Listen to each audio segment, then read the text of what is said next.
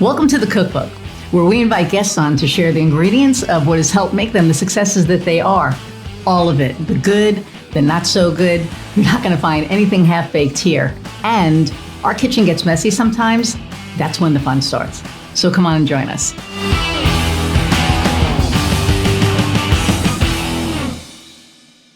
Hey everybody, and welcome to another episode of The Cookbook. I'm your host, Iris Goldfeder, and I'm super excited about my guest today, Coco Madari. They are wonderful, exciting, versatile.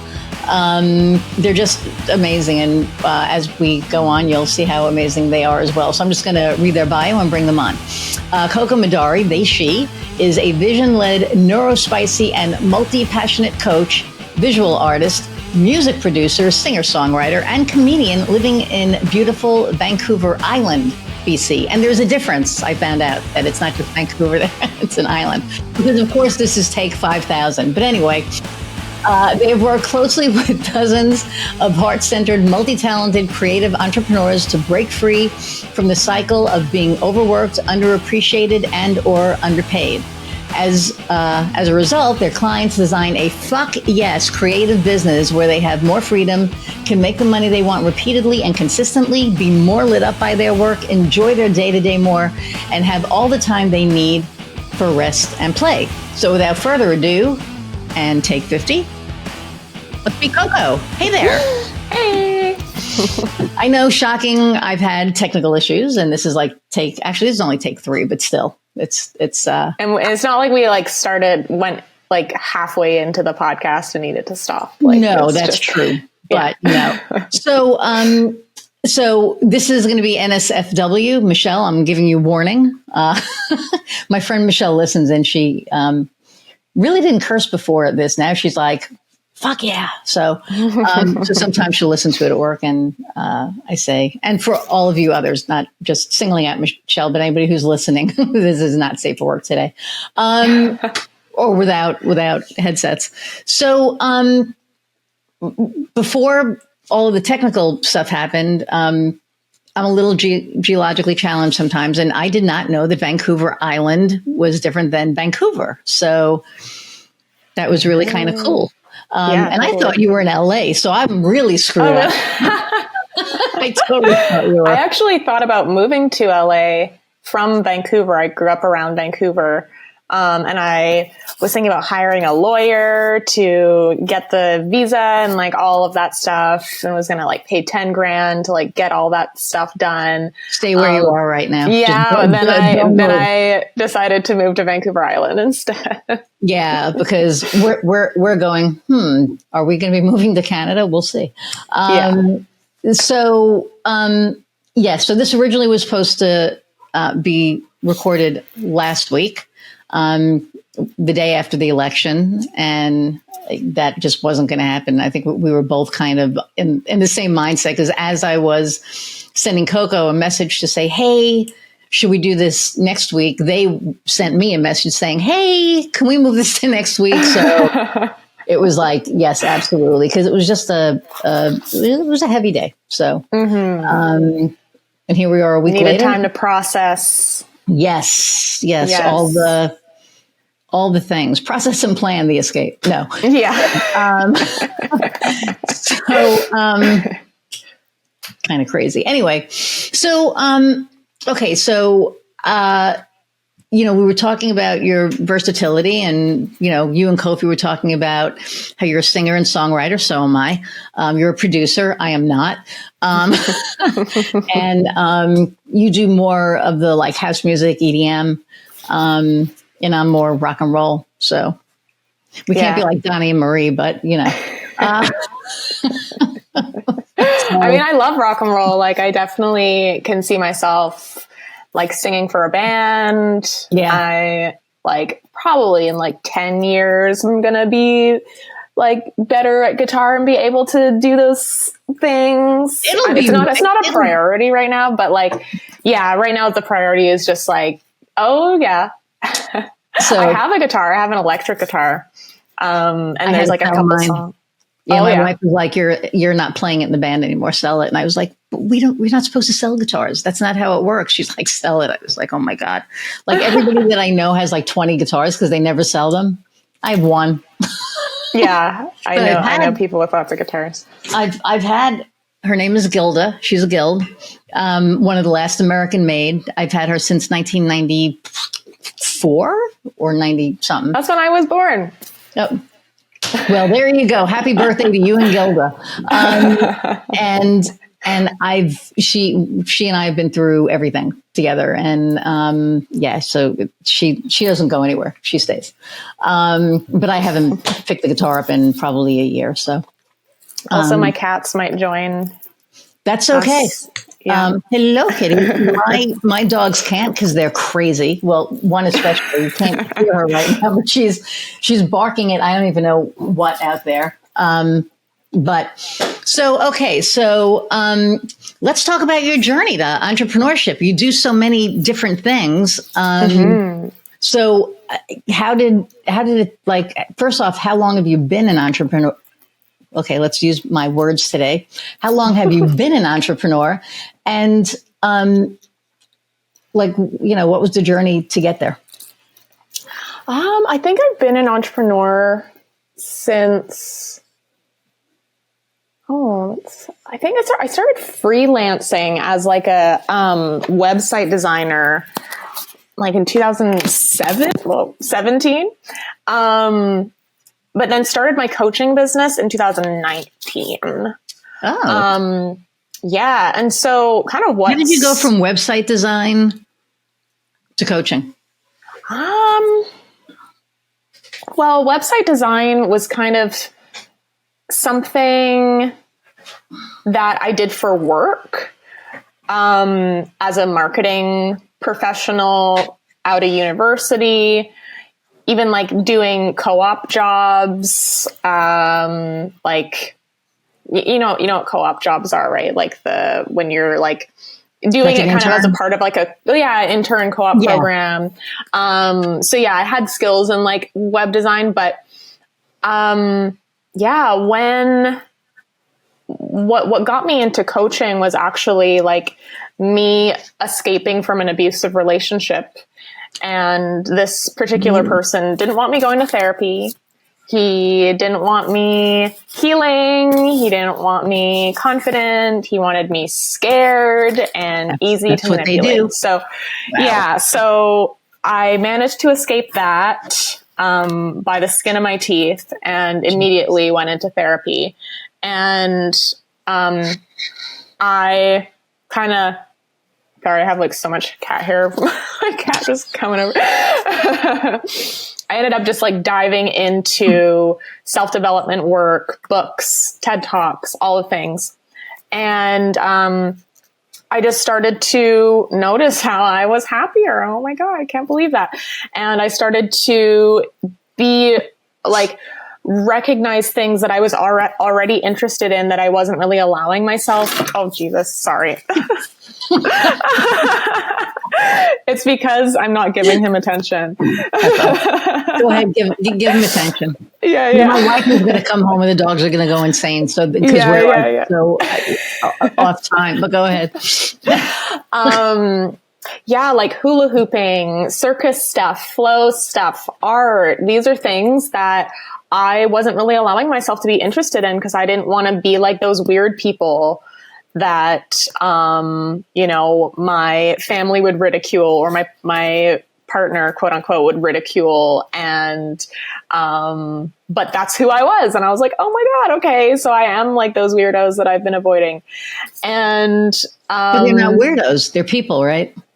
Yeah. Oh, totally. I just mean like, no, I know. Like creatives. Yeah. Yeah. We're all us. We're all crazy. Yeah. I say weirdos in the most endearing way. Yeah. You need to join are you in our group? The Weirdos group? I think we talked about it, but I don't think it actually like came to fruition, but I'm going to invite you. When this is over, I'm going to invite you. Yeah, okay, cool. Look ahead. Send me your WhatsApp info. Yeah. Okay. And then I just really started to thrive in life. And then I found a podcast that was about coaching, and I started to learn more about those different modalities and stuff. And it started to blow my mind. And I was like, I remember this moment when I was at a festival, going around by myself, feeling confident going around by myself, where a year previously, or even 6 months previously, I wouldn't be able to do that. And I was, going up to the stage and going right to the front of the stage. And then I turned around and looked at all the people in the audience and just kind of felt like I was dancing with them, and I was connecting with people, and I wasn't looking away. And I realized a couple years ago, I needed to get blackout drunk in order to be able to dance. And then here I am, by myself, feeling confident to be able to dance with people and to show myself. And I was like, I want to teach people how to do this, or I want to show people that this is possible. And so that's kind of what started my coaching business. And also just kind of realizing that through line of my life, I've always wanted to make myself better. I always wanted to improve myself. And if I can make a career out of improving myself and making myself better, then why not? So that's how it all started. And then as I started to work with clients, just noticing how a lot of the people were also creatives and also wanted to start businesses. And it wasn't always the case. But, wanting to start businesses, or wanting to improve their business, or wanting to make change at their workplace, being social workers and being I want to rise up against this chronic burnout in the social work industry, or I want to make this big change in the world. So I just started to work with some really awesome heart-centered people, and using my business degree and marketing and sales experience to help them make their goals happen. And it's just the best thing in the world. I love that. And it's when we do what we love, right? It's not work. I mean, there are some days, it is. But I think that when we get to that point that we get to do what we love, for me, it's watching the business grow. I get and watching the business owner grow, right? Because in the process of their business growing, there's this growth that happens to them that they're not even aware of until they're aware of it, right? It's one of those things. And that's what does it for me. That just makes me go, oh, yes, they're there. So I get that. And it's the fact that, you were able to get out of that relationship. A lot of people that I speak with, were in bad situations like that. And of course, it's because we're women, because you very rarely hear, guys be like, I got out of an abusive relationship. Not that it doesn't happen. It does happen. Yeah, it does happen 100%. But not as much. And I love when there's that success story at the end of it. It's I got out of it. I kind of brushed myself off, picked myself up, and found the thing that I love to do. And now I get to do what I love to do, and I get to help people while I'm doing it. So I think that that's fucking amazing. So, good on you for that. So, this is about, entrepreneurship, and a lot of people that listen are entrepreneurs, or they're thinking about becoming entrepreneurs, or they're seasoned entrepreneurs, or, C-suite director level. But you became an entrepreneur kind of out of necessity, do you think? Or did you just choose to No, I mean, I had a job. I was working as a consultant, like a employment branding consultant. Okay. So it was really coming from a place of like, no, this is really what I want to do. And luckily I had a job. However, COVID happened and then I got laid off. But then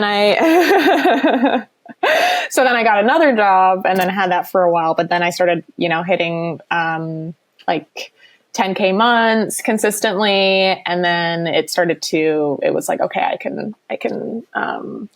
can sustain myself, but from start to having consistent 10K months was like 9 months.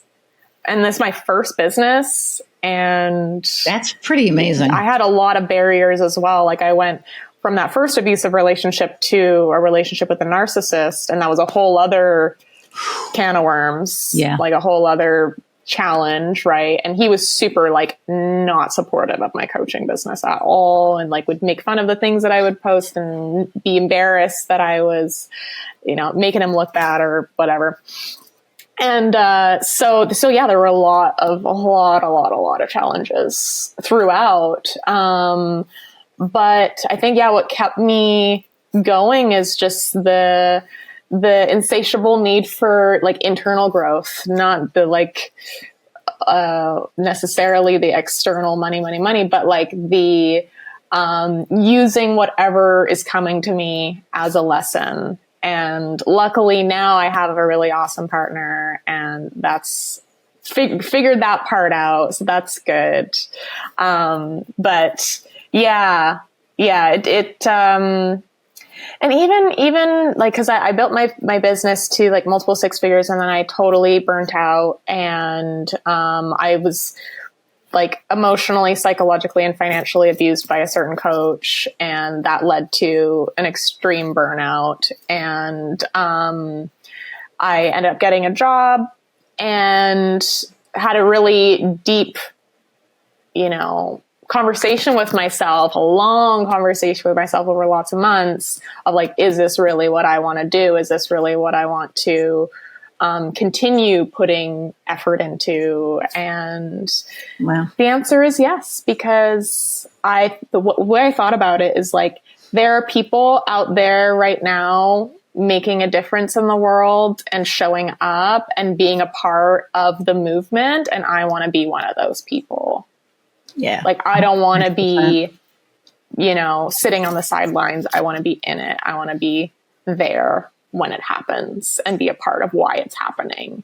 So yeah, that's kind of, I think that it's super important, especially for like coaching work, to be really, really, clear about, like why you're doing it and, what makes you come back. Cause honestly, it feels like, for me to not coach is the same as me not making art. Ooh. Like I feel a similar amount of like, this is also my expression. This is how I want to give, and this is how I want to serve. It's interesting because there are so many coaches out there now, and you really need to be able to weed through the good and the bad, because there are coaches out there that aren't, good. I remember I had a coach tell me, I don't know, it was like 8 or 9 years ago, be less me. And, and I talk about this often. I did, I listened because, I'm in Indiana, I'm from New York, and I'm a gay woman, and, whatever. And, he's like, you're in a room of all of these introverts, and you're such an extrovert, you need to pull back a little. And I did. And I got the clients, but they weren't the right clients, because as soon as the real me, the first F-bomb came out, or, whatever, they were like, who the hell? And then I realized, no. So I, fired him. And I had to really look at, who am I, and how do I want to show up? Yeah. And I figured that out. And then the right clients came along, because when you're not being authentic, and I'm probably going to be talking on this next year, but when you're not authentic, you're attracting the people that are attracted to the facade, not you. Mm-hmm. So they don't know what they're getting, right? That's exactly it.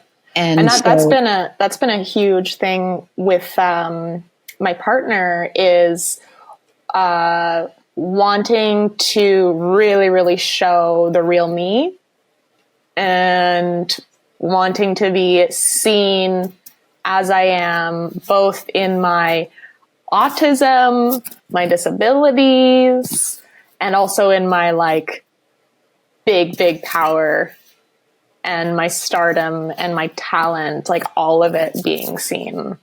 And that's been just such a game changer, like being loved for who you are. Like, oh my God, that's like such a different ball game entirely.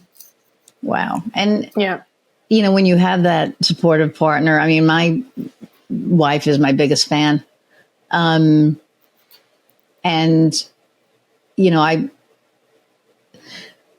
could do a better.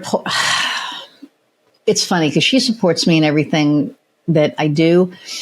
And I thought I was supporting her in everything that she did until, she pointed out one thing and she's like, "You're not being very supportive of this." And I was like, "You're right." And I didn't realize it until she pointed. And as soon as she pointed it out, I was like, do whatever, do whatever and however. And, but you don't get there without communication.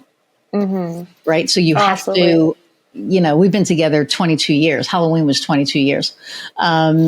And you don't get there from not listening. Like, you have to have that open communication, and you have to be able to receive it. Right. So, if someone, if you think you're doing a good job and it's like, yeah, you're kind of sucking at it, you have to be able to take that and go, wow, I really am sucking at it, and do something about it. So, and a lot of people don't. So, I just was responding to a post about what it means to have an anti-capitalist business. And I responded something along the lines of how toxic capitalism is rooted in a lack of accountability, especially for white men and white people. And so, kind of like coming back to the listening, like if we want to have an anti-oppressive business, being able to be held to a reasonable amount of accountability is absolute key. If you're going to consider yourself as like an anti-oppressive business owner. Yeah. So it's like that communication, but with clients and with your community, and Yeah. And I think that,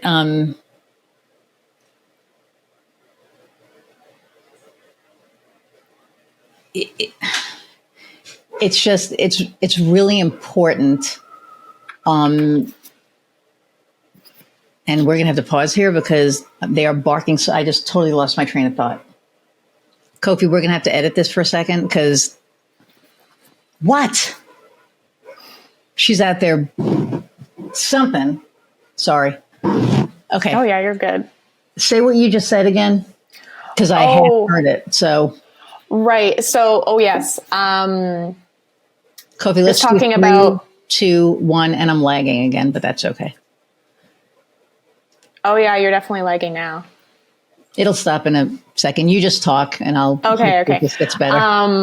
Oh yes, like how I was talking about how one of the biggest proponents of toxic capitalism is a lack of accountability, especially with like white men and white people. And if we're going to say that we have an anti-oppressive business or want to have an anti-oppressive business, being able to be held to a reasonable amount of accountability is like just the ABCs. Like without it, you're just talking out your ass. Well, and you're 100% right. So, one of the things, and you know, Kofi and I, you know, the day that George Floyd got killed, was murdered. Kofi and I were on the phone for a really long time. You know, I cried, he cried, and I realized my privilege. And it took me a really long time, but you know, because at the end of the day, I'm a woman, I'm white, I was raised Jewish, and I'm gay. It's like, you can't fucking get, the only thing I'm not is black. I mean, that's the, you know, other than that, I'd have like the, you know, quintuplet or whatever, you know, you would call it. So I get it. And one of the things that he said hit me like like I was just like, whoa. And he said, you know, how did he put it? He said, you have it worse than me. You're gay. And I was like, Kof, I wake up every day white. You don't. Like, they can't look at me unless I have my rainbow shit on or you know, right? Yeah. And they're not going to know that I'm gay. They'll know I'm a woman. They'll know I'm from New York, living in Indiana. That's a whole nother story. But they're not going to know that I'm gay. They're not going to, you know any of that. You know, you wake up and you wake up black. And I realized, like, from that moment on, that I have this privilege, even though I'm also a minority in a different way, but I have a certain privilege, and I use that privilege. If I see something untoward happening to someone, I step in. I just do. You know, Heather's like, you're going to get shot one day. And I'm like, well, if I do, then I'm doing the right thing. You know, then I'm getting shot doing the right thing. So I wouldn't, you know. Yeah. Hopefully that doesn't happen. But, you know. Well, we're all enemies of the state, so. Yeah, I mean, at this point. Yeah, but you're in Canada. That doesn't count. So, you know. But, you know, seriously. So, okay. So, getting back to entrepreneurship, what advice would you have for somebody who's thinking about becoming an entrepreneur? What advice do I have? What advice do I have? I would say that it really is, you know, all about who you know, and not necessarily from like let's use people who have this network to get what we want, but like not only who you know, but the quality of your relationships. And I think that is what creates that sustainable success, is having people, a community in your corner who knows you, like who really knows you and sees you and loves you and wants to support you. So that's a big thing. And also like,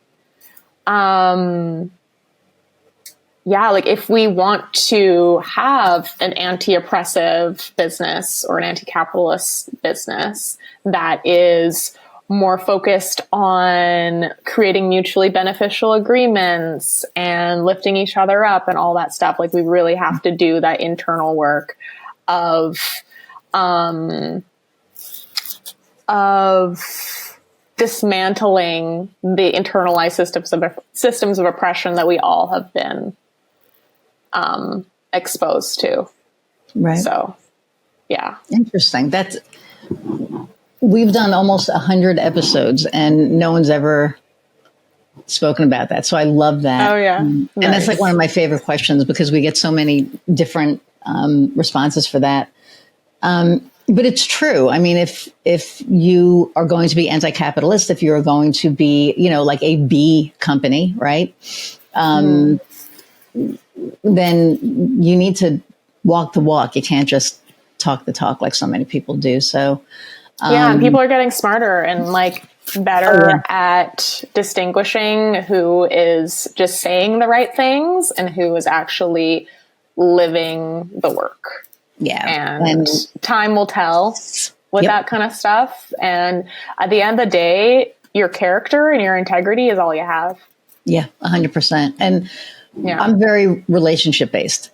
For me, it's, you know, all about relationships with my clients, and, like, my peers laugh, my friends laugh. And it's like, if I don't give a shit about you, I can't help you. Like, I can't help your business. So if I don't care, and it sounds terrible, and it's not that I don't want people to succeed. I do.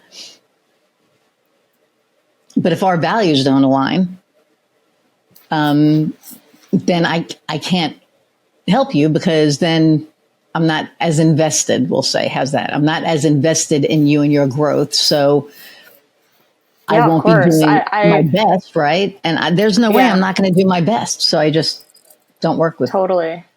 Yeah, I recently sent an email to my people saying, like, I never work with a client that I don't love, respect, and admire. Yeah. And by love, I mean, like, I see the beauty in you. Yeah. And I believe in you. Yeah. Like, if that's not there, then you can't really show up the way you need to. Yeah. Well, and that's what I mean. Like, you have to care. Like, every single one of my clients, I deeply care about. It's like family. My welcome email, I'm actually working on some more onboarding, but my welcome email is literally welcome to the family. Because that's what this is. Once, somebody starts working with us, we're all one big family, and we really care about, what's happening. And so we monitor things and make sure that things, are working right. And if they're not, we get together and we tweak them and we do the things, but the communication lines are always open. I actually dropped the ball with that for the first time with, like, the last person in the world that I would want to, like, drop the ball with. Not that I want to drop it with anybody, but this was just somebody who I really love and respect. And, like, I would rather, I don't know who else I just don't want to disappoint anyone, but her, it was just like, oh my God. And we had a great conversation. We fixed everything, but it was still horrible to me. It was like, oh my God, I dropped the ball. I don't like dropping the ball. However, you have to own it, right?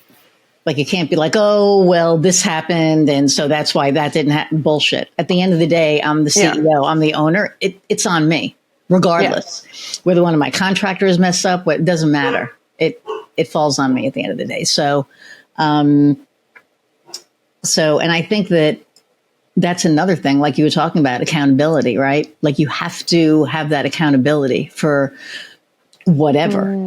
And I'm a huge proponent of that, because first off, I can't fix it if I don't know that it's broken. Right. So if you tell me that it's broken, I'm going to fix it. And then I grow from that, because it's like, okay, that happened. It's never going to happen again. Right. And I think that's it. It's like, if, Einstein, if making the same mistake, and expecting different results is what the definition of insanity, right? So, I make a mistake once. And that's it. I learn from it. So, I'm a similar way, with clients. In that same email, I talked about how one of the things that I'm most proud of as a coach is that my clients feel safe to tell me no, or tell me, oh, I don't think that's it, or tell me if I'm off base, or call me out if it ever, like, if they ever need to. And just being a safe space for that is such a big deal, because so many people are not, and that causes so much unnecessary pain for a lot of people. I think that people see that also, right? So they, when they're working with you, they know if you're owning it or not. They know if you're, pushing it off on, whatever. I had somebody that I hired to do something, and they missed a big deadline. And rather than just being like, okay, I missed the deadline, they made every excuse under the sun. And it was like, I don't care. Yeah. This was a deliverable. And you're not saying, wow, I really screwed the pooch on that one. You know, whatever. Yeah. You're literally such a funny saying. I know that is a funny saying. Like, you did what? Oh my God! Let me say that again. Okay, so and actually, there was it's such a common saying, but I know. But now that you think about it, well, and there was just this woman who was arrested for that, so I really probably shouldn't say that anymore. Yeah, she got arrested because oh dear, her and her husband did some messed up stuff, and then she was having sex with a Great Dane. So, I'm never going to say that again. Okay, so rather than saying that you messed up, his excuse was he got hit in the head by a softball at his son's game. His son is like 6. And he was in the hospital for 4 days and his phone didn't work. And I was like, there's no fucking way that a 6-year-old is going to hit a softball hard enough. And he said he was between diamonds. I couldn't hit a ball that hard to knock you out. So, so I was just like, we're done. And I pulled him off of the project and had somebody else finish it because it's like, you lied. A, you missed the deadline, but B, you lied. And that's just not okay to me. It's like, don't lie. Yeah. So, but anyway, okay, we're digressing like big time here. Shocking. Well, I actually was thinking about, just another, thinking about accountability, when I was full-time in my coaching business. One thing that also made me want to take a step back was, knowing that I wanted to focus more on music and art and feeling like I couldn't do that because I was like in my coaching business, marketing, selling, doing all the things that you need to do. Yes, you can, but not at the level that I was doing it. I needed to make adjustments and I didn't have the money to be able to move things around. I was in a lot of debt because I was being financially abused. And so I was kind of in a situation where it's like, I have to keep selling in order to keep the lights on. And that didn't feel right. So that's why I ended up getting a job so that I could kind of just dissolve all that and then be able to be like, okay, I can rebuild in this way where I'm I have focus on my coaching business, but I also have priority in my art and my music and all of that stuff. So, that was a big element that made me brought me to where I am now, is being I can't continue selling this idea that you can do whatever you want and you can build your business however you want when I'm not doing that myself. Oh, yeah. Yeah. Good point. Yeah. See, for me, I'm in a band, and it's a very important part of who I am and what I do. Right. So, I was in a band right before COVID hit and I quit because our values did not align, putting it mildly. And I quit and then I was done. And then I did a couple of things here and there. I recorded with somebody, but he ended up being unaligned. And it was just okay, maybe I'm not supposed to be doing this. And then a friend of mine called and said, hey, we're, doing this thing. And, I was like, okay. So I did that for a little while. And then I wasn't doing anything. And then I met with Kim Woods, who's my business astrologist, right? She's amazing. She does astrology and business, and she's so scary accurate that it just blows my mind. But we were in a session and she goes, you need your creativity. You have to, get creative again. And I was like, I can't, because all the people around here that sing, that play the music that I want to play, we are not aligned without, saying so. And anyway, so I had my friend reach out to me. Oh, I'll say it. I don't give a fuck. I was like, I can't do it because I have to be in a band with no trumpers, period. 2 days later, I get a Facebook message from my friend Lauren, and he, sends me this message and he goes, hey, we're looking to add another singer, blah, blah, blah, blah, blah, blah, blah. And the very last line of the message said, by the way, no trumpers. And I was just like, you cannot make this shit up. I was like, you just, you can't. And I've been with them a couple of months now. We're having so much fun. We had our first show last Friday and it was a blast. We had a blast. Everybody else had a blast. It was just like so much fun. We have another show this Friday. Awesome. And it's, and, for me, it's like, yes, I get to do all the things that I love. Right. Mm-hmm. So, I have my business and now I have the band and it's so important as entrepreneurs that we have that outlet, that we have that place to go, blow off steam. And that we have that space to be creative. Yeah. Because I think we all have that. I write music. I haven't written a song probably in about 10 years. But, I write, I sing, I do all the stuff. I play guitar when I play. I have a piano that I can play enough to be dangerous, but enough to write with, right? Or I can fake some Adele.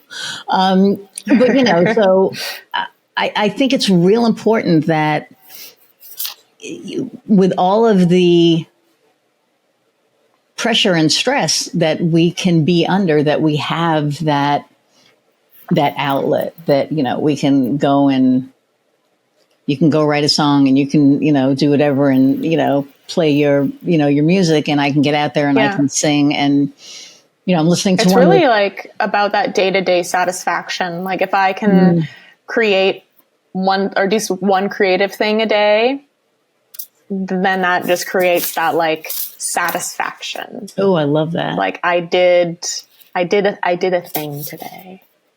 I sang some songs on my ukulele today. I did some art today. Like that's just like, it's about quality of life. 100%. Yes. Oh, I love that so much. God, I love this. Okay. And you're saying ukulele. We were in Waikiki, and I was going to get a ukulele. And of course, my wife was like, do you really need that? And I was like, well, yeah, it's like a little teeny guitar. Of course, I'm going to learn it. Well, are you going to play it? Well, yeah. I ended up not getting it. Now I want one, of course. So I'm probably going to get one. But it's true. Like when you sit there and I have this, like when I need to learn a song now, I love technology now. When I need to learn a song, I listen to it ad nauseum. And then I have this like amazing karaoke app called like Carafun or whatever it is, Carafun. And I find the song and I just sing it and I put my spin on it and I do whatever. And then I go into rehearsal and it's like, all right, let's do this. And it's like so much fun. So I get to do that, a couple of times a day or whatever, and the dogs sometimes enjoy it and sometimes they don't, it depends. It's so funny. It depends on like what key it's in. If it's in an A or an E, they love it. Yeah. If it's like a D or a G, they just kind of, they just get like, it's kind of interesting. That's hilarious. It is funny. So, okay. So you have a workbook. Mm-hmm. So let's see. I can't do the neck thing. How do you? I'll never. I look like a penguin trying to go. Like what the hell is that? So, I have a workbook. It's called "Stop Working So Much and Design a Fuck Yes Creative Business," and it's an assessment on 4 different areas of your business. So well, yourself as a business owner and your business. So it's like self-knowledge, support, standards, and trust.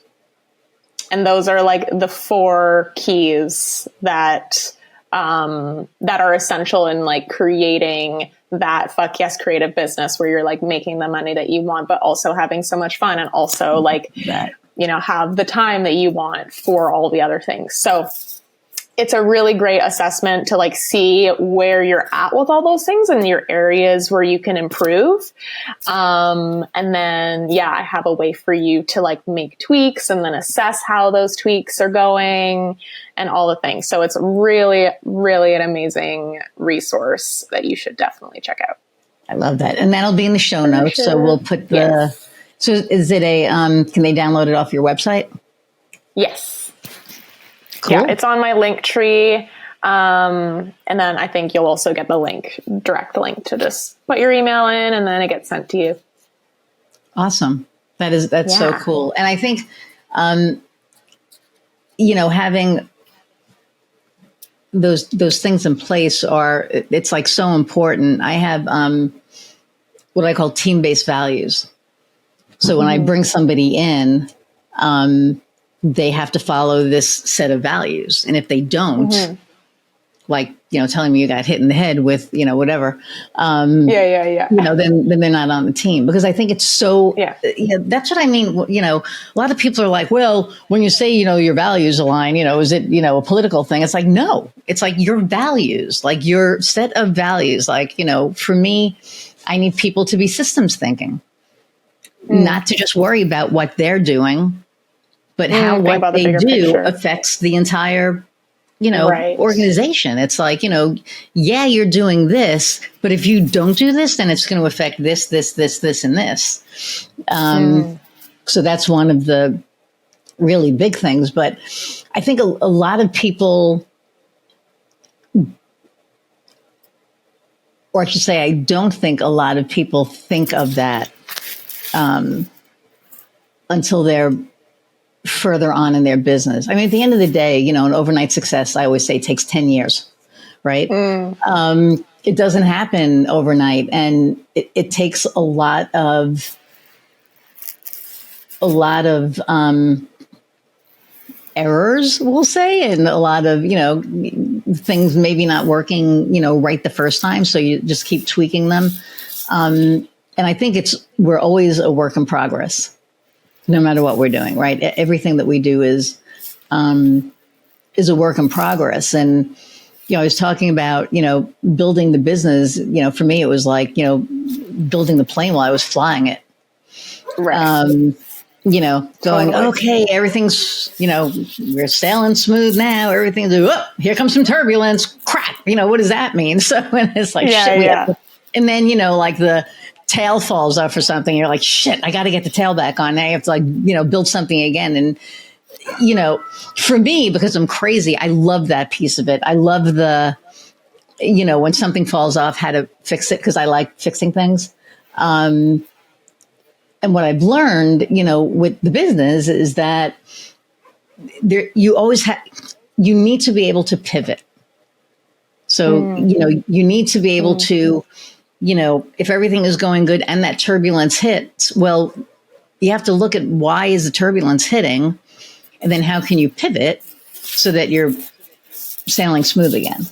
I think this election will help a lot of people exercise their pivoting skills. So a lot of things are going to be thrown at everyone. And I know I'm in Canada, but we are definitely affected by everybody is. The whole fucking world is definitely. It. The whole world. But also just like our politics too. Like we have a similar group that is more right-wing extremists, all that, and those people are being more empowered than ever now. So, sure. Exercising our skills and being able to not react, but respond. Yep. Which is what what's coming in. Yeah. And it's so funny because I had my client that I told you, I disappointed. I didn't respond. I reacted. And I was like, no, I have to do this. I have to fix this. I can't disappoint her. How do I fix this? Right. And then by trying to fix it, I fucked it up even more. So it was like it was just like, and she was like, you didn't hear what I said. I wanted this. And I was like, oh, so I don't need, okay. And then I was able to kind of absorb it. And I really wonder if that was like the universe going, okay, you're going to react to this because when this happens, you can't react. You have to respond. So I really, we're learning that lesson all the time. Oh, like, big time. And I, talking about the election, it's like, I'm going to make small businesses strong and all. Well, we'll see, because I don't believe that. So I'm looking to hit, my goal is by next year, 7 figures. So I don't have to, fuck around and find out. Right. I just want to, I'm not going to create our own success. 100%. And we have to do it in a way that, like you said, right. We stick with our values. We don't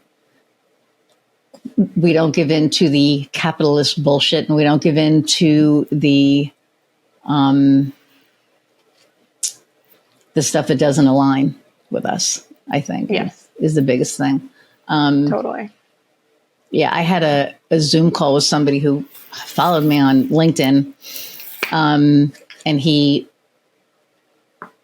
I've been watching you for a year and blah, blah, blah, blah, blah. And, I'd really like to have a call because I'd like to hire you. And I said, sure. Well, if you've been watching me for a year and really watching and listening, you kind of know the way I lean, right? Mm-hmm. And the call opens up and he's got all of this MAGA shit in the background. And I was just like, best poker face. And anybody that knows you will tell you that my poker face sucks. I had the best poker face. I just, was like, hey, very nice to meet you, blah, blah, blah. And we talked for 15 minutes and I said, I'm going to, confer with my team and see if we're a fit. And if we are, I'll let you know and we can kind of go from there. And I waited 48 hours and I sent an email and I said, my team and I were talking and we just don't think it's a good fit. I can refer you to somebody who, has the same values as you, but, we're not a good fit. And he literally sent me an email back saying it was because of the red hat stuff, right? And I said, yeah, actually, because I'm not going to, if you ask me, I'm not going to lie. And I think the sad part of it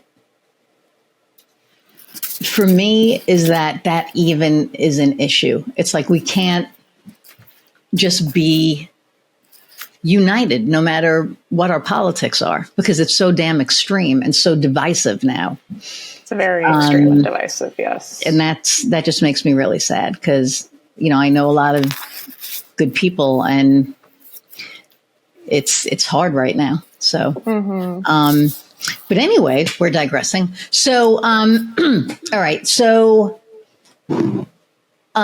what is your differentiator? There's like there's a lot of coaches out there. There's like a ton of coaches out there. So what is your differentiator? Like, why would somebody work with you as opposed to another coach? I think one big reason is that I have multiple businesses and I'm a multi-talented creator. And I also have a way of combining those different talents and passions to make something that is completely unique. And I think the people who are interested in working with me see that and feel like they get, they're given permission to just be themselves, be their multi-talented self, be their neurodivergent self, be like all of the things. Everything is welcome. And also that I have a very strong anti-oppressive lens and am always focused on how can we build this business in the most in the way that benefits you, your people, your community, and the world the best. Right. And I actually stand by that and will do whatever is in my power to make that happen. So I think those are the main two differentiators. Also, I'm like fun. I'm so much fun. That's what I say. That's my line. I'm like, they love me. I'm fun. That's so funny. Yeah. And it's important to, all of that's important. Because I also have like a really diverse toolbox. Like I know the mindset stuff, the emotions stuff, know when there's a problem that has the root cause of like a belief system or emotions not being processed or more strategy or whatever. I just have all of these different lenses that I can put on, and I'm like really good at finding what the problem is. Oh, I love that. Well, there you go. Okay. So where can people find you? So yeah, you can find me on LinkedIn. You can add me. On my LinkedIn, there'll be my link tree. So that's where you can download the workbook, where you can book a consult with me. You can also go on my SoundCloud and see my DJ sets and some music that I've put out. Yeah, so I'm also on like Facebook and Instagram. So if that's more your deal, then can come find me there as well. And is there a link tree there as well? I know, no, not on Instagram, but on Facebook. Oh yeah. Right on. Very, very cool. Where I can't believe we made it to like the hour. I was like, what else is going to happen? Are we going to lag again? Which I did, but you know, it is what it is. So, thank you so much for taking a lot of time out of your day to hang out with me and my audience and Kofi for a little while. Isn't he? He's so awesome. Yeah, it's great.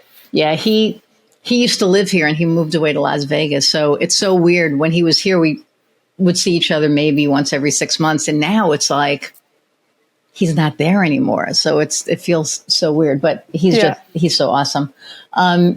So thank you. And then the last question that I ask all my guests, drum roll, please.